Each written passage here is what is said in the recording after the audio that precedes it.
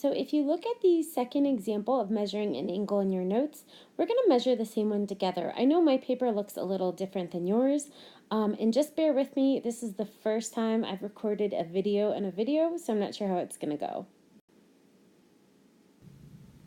All right, next we're going to practice measuring an angle, and I did something to the angle we're going to measure before even starting the video, and the only reason I didn't film it is because it was too difficult to hold my camera and do it at the same time. But what I did is I took a ruler, and my original angle stopped right here, if you can kind of see on your paper where it's printed. I took a ruler and I lined it up with that, and I extended that line with my pencil. So if you could go ahead and do that first on yours, and then I'm going to explain to you why in just a second that I did that.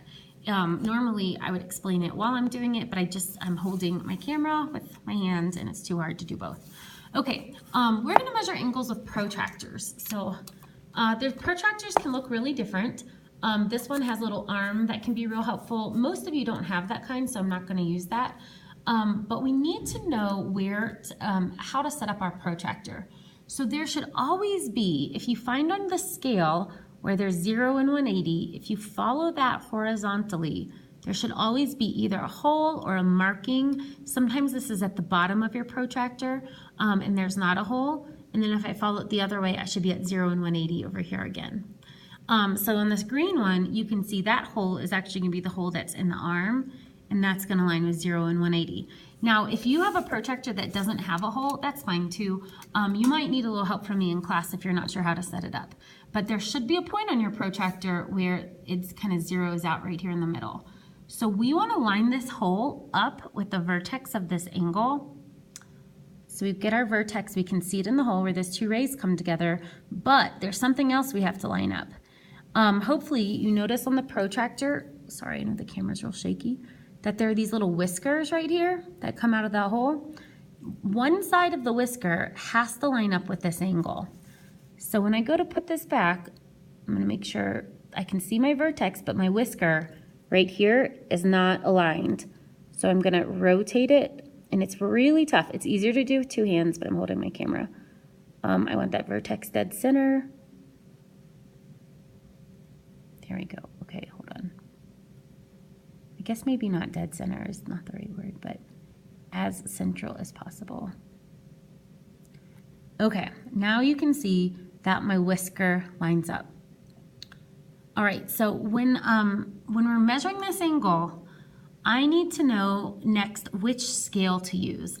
Am I going to use the bottom scale or the top scale? Well, when we're measuring, we're going to start at 0. So we're going to use the bottom scale in this case.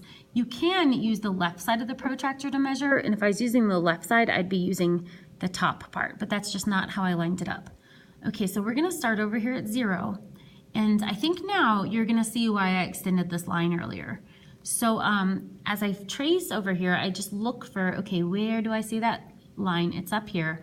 I'm using the bottom scale, so this is close to 110 degrees. Now, if you notice, kind of right where I'm pointing, this is where the original angle that I printed on your worksheet ended. But you don't want to use this. This is why I asked you to extend that line using a ruler, because if we really extend this, we can now get the angle to run into the scale on the protractor. So if I look, if this is 110 degrees in this line, and it's kind of between two, but it's closer to this tick mark, that means that it's really going to be 1 degree less than 110. So this is approximately 109 degrees. And now we can confirm that it should be 109 degrees. You've learned before in middle school about acute, obtuse, and right angles.